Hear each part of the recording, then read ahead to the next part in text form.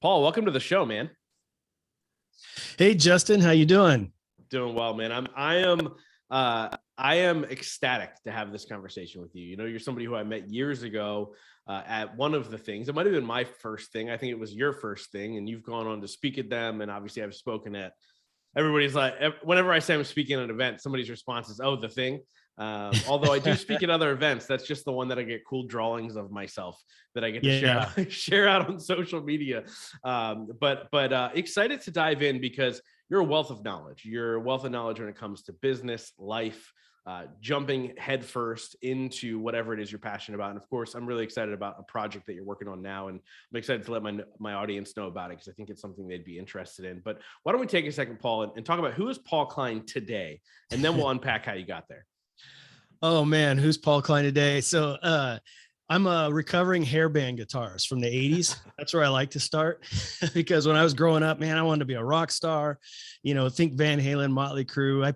I'm from California, so recently relocated to Nashville. But yeah, my dream was playing in the clubs, and I did do that for a while back when you had to pay to play. I mean, you had to buy tickets to. So I learned a lot about business and marketing back then. It's like, okay, we spend $1,500 to play at the Troubadour. How's that going to work? Are we going to be able to sell them? How do we get our money back? And you got to, anyway, so it was great business experiences all through that. And then Nirvana came along and kind of like crushed everything, you know. It was I was a little bit older, so I was a little bit more into the kind of the glam stuff. And so I was like, it's time to get serious and everything. So I cut my hair, did all that stuff, gave up on the music dream, had 3 kids, met my wonderful wife who straightened me out and did the responsible thing for 18 years, raising kids, bought a house, all that stuff. And then, man, 09, 40 at the peak of the recession, I go, man, I cannot stay here. I had worked to the top of my position, 150,000 a year, full benefits, retirement. I could ride my bike to work in my hometown. It's like everything's supposed to be perfect. And that's what they call the American dream, right? Yeah. The picket fence, everything. And just realized I'm living someone else's dream. I'm doing what's expected of me. And my wife was always supportive. She's always been supportive. She's like, you know what, you do whatever you need to do. Just don't tell me if you quit your job. And so I'm like, so I started hustling on the side, doing business and stuff. Cause I just loved the whole entrepreneurial business thing. And one day she says, hey, Paul, can you take Monday off from work? I need you to pick up the kids. And I'm like, man, I can pick up the kids whenever you want now. And she's like, no, you didn't do it. And of course I'm like, yeah, I did. And from then on, and she was always self-employed. She worked around the kid schedule, and we've been self-employed ever since. And so since 09, I started my consulting business. When I brag about my big brands I work with, it's through that consulting business that I started in 09, which is very much in the architectural engineering kind of space. But yeah, I've worked with, Nike and Starbucks, Target, Cracker Barrel, Taco Bell, all the big brands, Holiday Inn and so forth over those years. And then I started a SaaS company in 16, and which is kind of its own little entity that I'm part owner, 1/5 owner in that. And then in 18, I started to do this kind of whole business coaching, podcasting, Justin growth now movement thing, met you, and I think that was in 17 or 18 we met, and just kind of been on this journey. And then most recently I'm launching a new streaming network called BizableTV, which I know we'll talk about. But I was an entrepreneur stuck in a bureaucracy, and I'm here, I'm having fun. And I love talking shop like this. Dude, there's so much to unpack there. So much to unpack, right? Like, because you hear about this journey. First of all, I think there's got to be something on YouTube, I think, of you and your hairband. How do people find videos of this? Because I've seen clips when you spoke, and it's mind-blowing. Of course, I've seen photos many times, but it's mind-blowing to see what you used to look like and what you look now. Dude, you embodied what is a hairband. Can people go find some of that stuff somewhere before we move on to the good stuff? Yeah, if you want to see the black fingernail polish and the earrings and all that stuff, I think Motley Crue, Kiss for sure. But yeah, my social, probably Instagram, Paul Klein, Klein, like Calvin Klein, TV, at Paul Klein TV on Instagram, as well as Facebook. And if not, hit me up. I'm happy to share. I used to be I didn't even share that stuff with my kids. My kids one time asked me, wow, Dad, why's your ears pierced? And I just never talked about it. So it was our friend Mike Kim that really said, man, you need to lean into your personal brand. And so now I'm like, I would cuss, but I don't want to cuss, but I just good. Screw it. Yeah. I am who I am, and I was who I was, and here we are. So yeah, hit me up on Instagram or Facebook. I'm happy to share if it'll make your day. Dude, I like it, you really do embody the whole thing. And I love the fact that you now embrace it for sure. But like you said, it was the kind of tipping point into entrepreneurship. You learned at a young age, you know, how to leverage a brand, how to make money, how to do all these things, right? And I think it's a great lesson, even in a different type of market, right? Like I learned in direct sales about business and understanding of like time equals dollars and all those types of things. And then to go into the recession of late 2008, early 2009, when, you know, a lot of the world was up in the air. This is when you decided to take that massive leap into entrepreneurship, which is crazy. But again, there were a lot of people who got rich out of that, right? So you're one of the people who you saw the writing on the wall and you're like, I'm ready to shift. What was it really, right? Like I'm obsessed with the idea that people live what the world says is the perfect life, but they're not happy. So what was it? Is it the fact that you were answering to somebody else? Is it the fact that you had to go report to an office? What was your tipping point to want to make that jump at the craziest time in the world? Yeah. It's I think it's a lot of looking inward and being true to yourself. Yeah. You know, I had entrepreneurial tendencies since I was young, and you know, I don't want to use the word, you know, coming out, because it means a lot of things in other people in more serious situations than mine by far. But I really had that kind of personal coming out in terms of who I really was. And so for many of you that struggle with like, am I doing what I really want to do? You know, think back, think back to your childhood when you used to dream and just think about things. And I was 15 and I was like, you know what? I want to be like Kiss. So I'm going to rent out the local theater and I'm going to invite 3 bands and we're going to pay and we're going to sell tickets for $5. We sold the place out, had the greatest time ever. We had smoke and fire. This was like in 1986. And I'm like, man, this is it. And then I kind of suppressed that, you know, and kind of went into I'm the son of 4 college professors. So I was supposed to go to college, you know, you're supposed to get a degree, you know, you're supposed to go get that career job. And finally, when I come out of the music rebellion into my early 20s, and I did that, cut my hair and everything. And it wasn't until I was 40, I really realized that was what, I really needed to be true to myself. I'm living in someone else's rules. And you just gotta go with what your gut tells you and so forth. And so a lot of my mentors, like Dan Miller from 48 Days, The Work You Love, I was doing a lot of reading. And again, looking inwards, not calling myself a victim, you know, not blaming the system, and realize, you know what, I can control my own destiny. And man, this entrepreneurial business thing is where it's at. I mean, that's my way out, and I haven't looked back since. Yeah, dude, it's so funny because like entrepreneurs now, it's almost like they're rock stars, right? You see the Gary V's of the world and people like that who they've built brands and become famous off of the fact that they run a business, right? And you saw that kind of before, like you saw that it was like the business rock star lifestyle as an entrepreneur. How did you begin to build that on the side? Obviously, I know you started to hustle on the side. How did you start to build that consulting business? Because I'm sure there's people listening right now that are still stuck in that job where they're like, I want to break free. I just don't know. Because you made that slight pivot before the extreme pivot. So what was that like?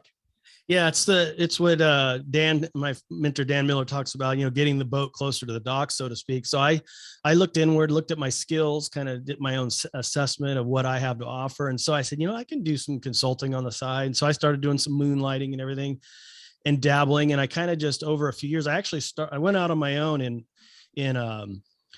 full time in 2009, but I had started in 2008, just kind of working on the side, moonlighting, if you will, and, you know, learn how to come up with a contract, learn how to market. And the other thing I did early on is I hid behind, Facebook was just coming on, and the whole social MySpace and everything. And everybody's like, you know, jump on this. And it's kind of like now it's like, you got to be on Instagram, you got to be on TikTok and all this stuff. But I really built my brand and I hid behind that corporate veil because I was still afraid to put myself out there. I didn't come out on social, and I hate using that word, but I didn't really come out on a personal brand space till 18. I hid behind that corporate veil a lot. And to answer your question, you just, it's just, you just gotta go for it, man. And just, and go for it on the side. Because if you just sit there and wait for it to happen, it just won't happen. So start on the side, do what you can do on the side and so forth. Once I knew I could generate enough income, pretty good income on my own on the side, I knew if I could do it full time, I'd knock it out of the park. And you don't have to be, to your point real quick, Justin, is you don't have to be like Gary Vee and Grant Cardone and all these very big, like really big on social. I was real successful without all the social media. I still have a really strong email. I can hit my email list. I can hit my email list in 2009, 2019, or 2022 and generate income from that, because it's a very, nurtured and real warm audience. And that's more important than all the social stuff. Dude, that's so true. That's so true. I mean, I know people with hundreds of thousands of followers that can't make a dime because they got a following for one thing, and what they are an expert in is something completely different. Like niching down in a market is so key. And I think when I was on your podcast, we talked a little bit about niching down and the understanding that like 100 perfect potential clients is better than 10,000 listeners who have nothing to do with anything, right? And it's so true. And I love the fact that you pointed that out, because so many people are caught up with the lights and the shiny things and, get the reels and do the things. And obviously, look, that's important if you want to build a brand, but if you want to build a business and a life, and I love you being the example of this, because you were married with children. I think a lot of people use that as an excuse not to jump, because they're like, well, I got to stay safe. I got to keep the salary. Mm-hmm. My wife's an entrepreneur.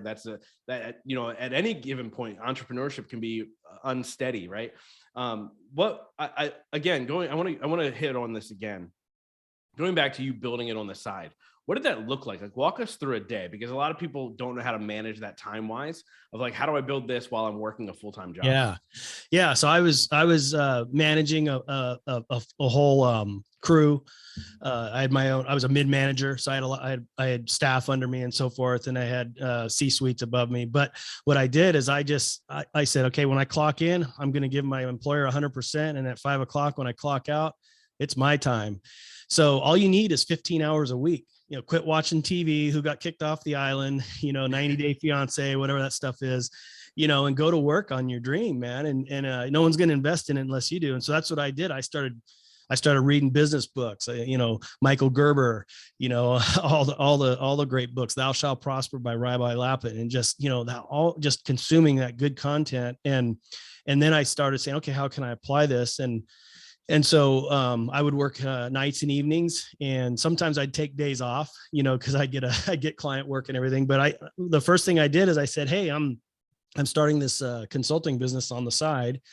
And I just reached out to my existing network and relationships, and everybody was like, yeah, okay, you're doing that now. Once you put a flag in the stand and say, hey, I'm this now. I am a consultant. I am a brand, a personal brand, a coach, a consultant, speaker, whatever it is, author. Own it, man, and just do it. Even though I had my day job, I owned myself as a consultant. And then once I told people, and I didn't have social and all that stuff, I had some emails and some phone calls and shaking hands at conferences. And it didn't take long, got my first client. And then the other thing I did, and this is great advice for those listening, is you don't need to go get a business loan, go into debt, get shareholders and all these other people, man, just bootstrap it. And it's a nice thing about when you have a day job, I was able to just bootstrap. So I got my first $2,500 client, and I put that money back into the business, and then just slowly, and then wasn't 3-4 years later, I'm at $400,000 or $500,000, yearly income. Yeah. And grown that almost, never broke 7 figures, but got real close to it a few times. Yeah, which is, going from $150,000 salary to $500,000, $600,000, $700,000 a year. That's a huge lifestyle change, and that's about you following your passion and really putting it together. I did the same thing, right? Working a full-time job, I started the podcast on the side, but I owned the podcast thing. And so when I would go to conferences, or when I would go to even the local coffee shop here in my hometown, I was known as the podcast guy, not known as the, selling oxygen guy. because I own that. And so you can truly create a brand for yourself, even on the side, or a business for yourself, even on the side, and really be able to kind of take that step forward, which I love. Now, you mentioned early on grabbing books and learning from the masters and doing these types of things. And I know you're a proponent of joining masterminds and all that stuff too. How important was that for you, especially in the early stages? And then even now, continuously learning and learning from people who really have figured it out, whether it's, watching videos and as you know, as you probably know, I'm leading to BizableTV, but, learning from the masters. How important has that been for you in the early stages and even now with you growing your businesses? Yeah, it's so important to feed your mind, just like your body. I know you're on a health kick, Justin. You're trying to get rid of the man bod or dad bod, I guess is what it was called. The bonus dad bod. That's the one I'm owning. Which I'm 52, so I'm way ahead of you. But but it's the same thing. You got to feed your body. You got to feed your mind. If you're just constantly, let me ask you this: have you ever? It's all about mindset. And here's a little example I'll give you. Have you ever been in the market for a car? Yeah. Like, say you're getting ready to buy a Toyota Tacoma. What's the next thing you see everywhere whenever you're looking? You see Tacomas everywhere because you're in the market for one, right? You see them at the parking lot, the restaurant. Oh, there's a red one. There's a blue one. Okay. If you think negatively about life, your situation, whatever, what are you going to see? You're going to see homeless in the street. You're going to see the news, COVID, this, that, right, left politics. You're going to see everything is negative, just like the Tacoma. Conversely, if you put positive information into your brain and in your mind and consume good content, you're going to see everything in a positive light, and it's going to walk you towards that greater success because that's what you see. That's what you focus. You become what you focus on. And so books, podcasts, whatever medium it is, just make it sure it's good quality content. Can be business related. Your podcast is awesome. Whenever I need a spark of inspiration, you always have great guests. It's all about feeding that success, that growth mindset, and not having what's the opposite of growth mindset again? Do you know what? I hate when people put me on the spot like this, but yeah, the other kind. Yeah, the non-growth. There's a fixed mindset. Fixed. There you go. Yeah, I was like stagnant. That's not right. You and I should know this, Justin. Yeah. So it's the difference between that growth mindset versus a fixed mindset, and staying in that zone of growth, feeding your mind good quality content, reading books, and even if you're not reading, and even if you're not a big reader, hey. I don't have a college degree. I've got dyslexia. I mean, I'm the son of college professors, and I should, by all means, just like you, Justin, we should both be like, doing nothing, but we're both doing lots of great things because we consume those good content and read books, and audio books are just as good as reading in my book. And it doesn't mean you have to sit down and read a book, listen to it while you're working out, driving, whatever. Yeah. And I love that you talk about this because, detoxing your timeline is something that people don't do nearly enough. And I feel like, especially on Facebook, people do it just for attention. Like they're like, I'm deleting my friends. If you see this, you've made it. Like, come on, just detox and just forget about it. Because those people who then focus on, hey, look what I did, I got rid of, you're still going to see the negativity because that's what you're focusing on. And so often I go through whenever I see a negative post or something that somebody's trying to be combative, I'll just remove them. No fanfare, no nothing. And I continue to stay focused on the positive and the understanding that, yeah, there's moments in my life that are going to be tough, but the people that I admire, the people that I want to learn from, the people that I look up to, times were tough for them and times are still tough for them. So let me learn from them as best I can, whether it is a podcast or a YouTube thing or BizableTV. So I want to talk about BizableTV with you because this is something that you're launching that I'm excited about, because I think there's a gap in the market right now with how can we truly go to a platform and be inundated with positivity and lessons in life and lessons in business. And that's it, right? And not be distracted by the fancy potential videos I want to watch on YouTube or whatever. So talk a little bit about BizableTV, where the idea came from, and what can people expect when they go look at the platform?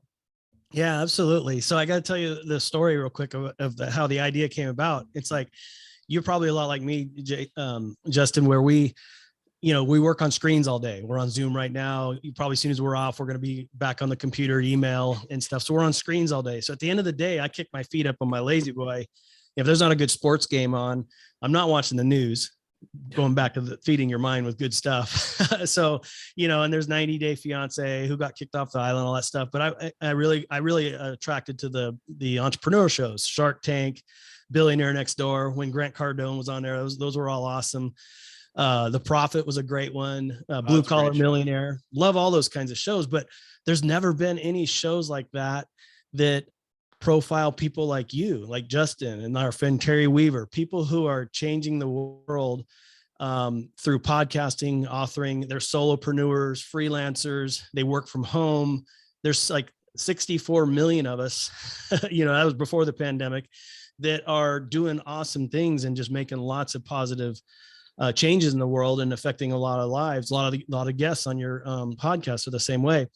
And so I'm like, man, why isn't there a streaming network or channel that does this? And so I was fortunate to meet a friend of mine who became my co-founder and partner in BizableTV, named Kendall Johnson from Underdog Film. And he's been trained by Hans Zimmer, who did Gladiator and the Avengers soundtrack. And he is very much trained. If you listen to the music on BizableTV, you'll hear that kind of music in the background. So that's what we're doing. We're combining. I think of it, BizableTV, as the Netflix for entrepreneurs, where we take real everyday entrepreneurs that are building 6 and 7 figure businesses that are doing it full time, podcasters, coaches, consultants, people like Mike Kim. He's one of our guests. Justin, you're going to be one of our guests in May or June. We're going to shoot your shoot. I'm looking forward to that, but very much just everyday entrepreneurs. And then when you listen to their stories through a 5-part docu-series where you can really get into their journey, there's just so many lessons. Shannon Mattern, who was one of our guests from Pep Talks for Side Hustlers, she talked about the first time she told somebody she was a web designer and she felt like she lied. She's like, yeah, I felt like a liar. And I'm like, and we're like, why? And she's like, well, because I didn't have a college degree in that. And she's like, but I've done it for my corporate job for, 5 years. I know what I'm doing. I know how to teach it. I know this stuff, but I don't have the piece of paper or the degree or what society says. So hearing those struggles and everything is what you're going to get. And then you're going to get those key takeaways to help you in your business and your journey. Because these people aren't, nothing against Grant Cardone, but you and I aren't going to have a private jet anytime soon, maybe someday. But there's a big gap between Grant and Oprah and Mark Cuban and what's his name from Tesla for people like us and a lot of our listeners that are listening right now. There's a big gap there. And I think that's where BizableTV comes in and will really inspire you and help you. Yeah, dude. And it's so true. And I love those shows like The Prophet and Undercover Billionaire. And I used to love Undercover Boss, which was a great show as well. Yeah. That's actually how I got introduced to, or how I found out about Brian Scudamore, who's a 2-time guest of my show. But these are individuals that they're so far ahead that you can sit there and dream, but you can't sit there and plan. And I love learning. That's why I love the show, because I have the wide range of guests of people who are similar to me in business, people who are a step or two in front of me. And then there's people that are 20 steps ahead of me. But it's really the people that are a step or two ahead of me where I go, I can do that. I can implement that. I can move those pieces. And I love how you're doing it with BizableTV, because it's beautiful. It's not just a podcast. It's not watching a weird reel on Instagram. Like, it's beautifully done and produced and all that stuff. Talk a little bit about that thought process and where that came from and where you took some of those ideas from. Yeah, well, I got to give all that credit to my co-founder, Kendall. He's the art, I'm the business. So he very much brings that. Again, he's done Netflix quality documentaries and high quality. His cameras are, 5 figures, so he shoots in that, just like we're doing a Netflix quality documentary with that cinematic music in the background. And then we walk all the entrepreneurs through a 5-part framework. It's kind of like, it's called The Beginning. What was life before you became an entrepreneur? It's kind of like how I shared my story of being in a hair band and all that. But as you're walking through that, we mix in some B-roll and so forth, but it's very cinematic, very soothing. It's not one of these videos where you're going to get a cut every 10 seconds, boom, boom, boom, boom, and you're just getting bombarded. You really can sit down, have a glass of wine and just chill and just watch some really quality people share their story. And then there's always going to be takeaways that you can get in there. It's like, in every episode, our goal is if somebody can find one takeaway from that person, and that help them in their business, that you can then take and put into your business or into your life. That's our goal, is to give that hope and inspiration in an entertaining, high quality fashion. And it's, I also got to add real quick, Justin, that BizableTV is on all the streaming networks. So we're on Roku, Amazon Fire, iOS. We're going to be on Android. TV, as well as, so any smart TV, so you can get away from the computer, get away from the phone, go click on your big screen with your speakers, your home theater, and just watch some really cool entrepreneurial business-based quality entertainment.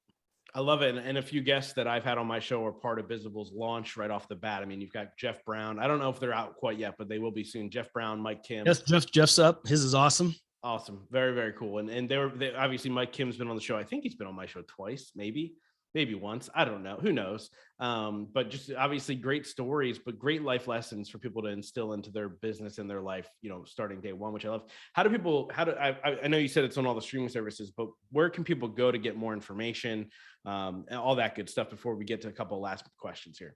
Yeah, absolutely. Just the best place is go to BizableTV.com. You can sign up there, and we have a coupon code for Justin and your listeners, Justin, that will get them 40% off launch. So we'll put that in the show notes, but go to BizableTV.com. You can sign up there monthly or yearly. If you sign up yearly, it gets it down to $6 a month or something like that. It's super cheap. And the nice thing is, once you have a login on the webpage, it works cross-platform. So you can download the iOS on your iPad, on your phone. Your same login password, Roku, Amazon TV, FireTV, all your password and email will work on all those platforms. So it's super simple. It's as we all cut the cords and we want entertainment, and we go back to that mindset. Nice setup, Justin, to feed your mind with that quality, positive information and not garbage TV. That's what this is about. When and where you want it. Yeah, I mean, for cheaper than Amazon Prime for the year, obviously that streaming services, they don't have many options. We were looking last night, and I was like, this is terrible. I what we ended up watching, we had to pay for anyway. So I was like, the free stuff you get with Amazon Prime is crazy, which I love. And obviously, like you had mentioned earlier, I'm going to be on in the future here in the next couple of months, and I'm excited to be able to share my story. I believe I'll be flying out to Nashville at some point here in the next couple of months, which that'll be a good time. Yes. But I'm just really excited for what you're building here, because I think that, like you said, or like I said earlier, there's a gap in the market, and you're definitely going to be filling that. But what I want to know from you, I can tell now everything you're building beyond the consulting business is a passion-driven project. What's the passion behind this? Why is this the next thing you're doing? Yeah, it goes back to all of our big whys. Anytime all of us do anything, have an idea, a new business, whatever it is, it all goes back to that why. And for me, my deep down thing, I mean, I've been successful in business. I got 3 wonderful kids that are raised. I just moved to Nashville, got a beautiful house, beautiful wife. We've been married 20. I mean, life is great, but why am I still driven to do these other things? And it comes back to my why and Kendall as well. Both of us complement each other in this. And it is, he recently left his corporate full-time job to start his own business. I did it in 2009. But he's a lot where he's where I was in 2009, struggling a little bit with just starting the business. He's only been in business full time for himself for a few years, but it goes back to that whole thing where you're stuck in that job. You feel like you have no hope. You feel like in 2009, I could have taken one of 2 paths, the paths of personal growth and entrepreneurship, or I could have stayed there and probably died of a heart attack, or maybe even committed suicide. How many people have felt like there's no hope and there's no, this is it. I'm supposed to be, I've got this. I'm a dentist. I'm an attorney. I'm Nick Plavitas, who became a ghostwriter. He had the perfect job in New York, $300 and something thousand a year, the corporate BMW, and he was just miserable. Yeah. He quit that and became a ghostwriter and started his own business. And so the whole why is giving people that hope and finding that it's that personal entrepreneurship. It's just so powerful of a mechanism to give you hope and lead you out of, that misery, and that's where I was in 2009. It was that misery, and that just, I felt like, if I didn't make some changes, I could have went in it, a bad way. And I found my way out of it. And I really hope everybody else can find that through all these entrepreneurs, because they've all done it too. And that's why one of our criteria is that you have to be full-time on your own business, a W-9, K1, and, not a W-2 employee just doing this on the side, but full-time, because it means you've broke through the barriers of entrepreneurship and went through those heartaches and tough times, and you're still doing it. So that's our why. Dude, I love it, man. I can already see lives changing, right? I can already see people, finding hope and opportunity within what you're creating, which is really, really exciting. And, obviously with this podcast, it's created the hope and opportunity for me to be able to build a business and have amazing conversations and do all these amazing things. And so I get to sit down with some of the most successful people in the world, however you want to define success. So I want to ask you a question that I ask everybody. It's a two-part question. The first part is, what's your definition of success? The second part is, what are 3 things you do every single day to secure that success for yourself? Oh man, that's a loaded question, but I'll try to keep it brief. The first question was, how do I define success? Yeah. To me, success is what I refer to Alan Weiss, which is true wealth, and that's discretionary time.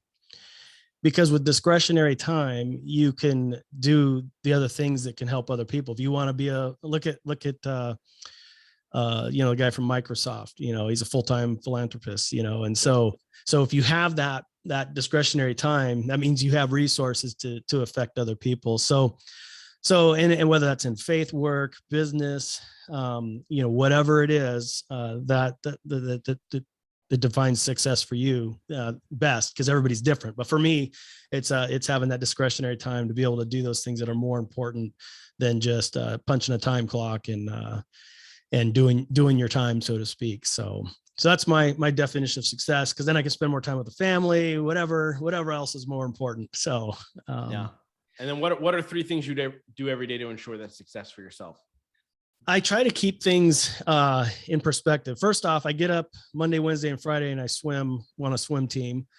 And I entered the Tennessee State Olympics last June and took home 4 gold medals at 52. So, and for my age group, I just showed up and I felt guilty, but I was in my age group. It was 50 to 54, I think it was. I was about in the middle. So anyway, exercise, man. I mean, you got to feed your body, try to eat right. So that's what I try to do every day. I fail.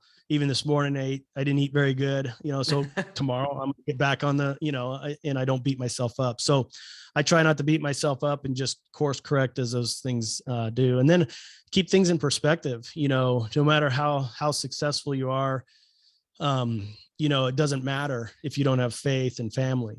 Those are the 2 most important things. You got to have faith and family. And so you can build the biggest empire in the world. Look at Johnny Carson, he built this huge empire. I think he died alone, with no family, nobody near him.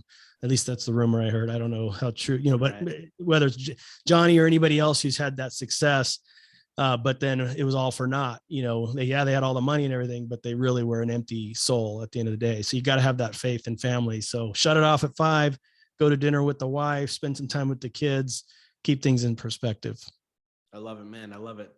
So I wrap up every single interview with the same question, but before we get there, how do people get a hold of you? I know we already went over BizableTV.com. They can go sign up. I highly recommend everybody go take advantage of this, because I'm sure that super discounted rate's not going to be there forever. So go do that now. But then how do they find you? How do they get more information from Paul? Yeah, I also have my homepage is paulklein.net. You can go to paulklein.net or hit me up on Instagram, Facebook, Twitter. Paul Klein TV is my handle on all those. Of course, BizableTV, and I'm happy to help out. Hit me up and ask any questions. I do a little bit of business coaching, for people going out on their own and stuff. I have a podcast that has about 100 episodes or so, and a lot of my early episodes were really about pricing and business and related and so forth. I had some great guests on there and so forth. And I recently had Justin on there. So check that out, the podcast, and paulklein.net and BizableTV.com are all great spots. Yeah. If you're questioning your pricing, if it's as simple as that, just hit him up. Be like, yo, what's your take on my pricing? Because that's something that he is certainly a master on. So make sure you hit him up. Paul, like I said, I wrap up every single interview with the same question, and that is, in your life, what has been your biggest moment of growth? Biggest moment of growth, boy. Oh man, there's so many. I don't even know. Biggest moment of growth. Probably there's 2 that come to mind, but the first one is when I was younger, especially when I didn't make it in music, I was real resentful at the world. what's all this Nirvana stuff and Pearl Jam and all this stuff? I want to rock and roll all night and party every day, and blaming the DMV, Department of Motor Vehicles, blaming the government, blaming the president, blaming my parents. I went through that rebellious. If you look at my old pictures, I had long hair. I was pretty rough back in my early 20s. And so I was kind of in that stage where I just kind of blamed everybody. And then I guess my biggest moment of the growth part of that is meeting my wife, or just becoming wiser and older, having kids. I don't know when it happened, but over time I realized, you got to look within. It all starts with you. Look in the mirror. Don't blame everybody else. If you think you're a victim, you've got to look in the mirror first, fix yourself. And then once you take responsibility, man, it is so freeing. It's like, oh, okay, I'm responsible for this, and I can change it, and then go out and change it and rock your world. Yeah, dude, Paul, I love it. Thank you so much for coming on and sharing your wisdom, and more importantly, being a friend, man. I'm excited to see where BizableTV goes. I'm excited to have a small part in that. Just thank you so much for coming on, man. Yeah, thanks for having me, Justin. It's been an honor to know you. We didn't talk about our moms, but I always like to. I know your mom would be very proud of you, and both our moms passed away around the same time, and so that's always been Justin and I's connection. So I just want to say shout out to our moms. Thank you for having me, and I hope to see you in Nashville in April for your filming. I'm gonna hold you to it. So Terry Weaver, if you're listening, help me get Justin here to Nashville in April. Oh, I'm coming, man. I'm excited about it. I appreciate you. Thank you. All right. Thanks for having me.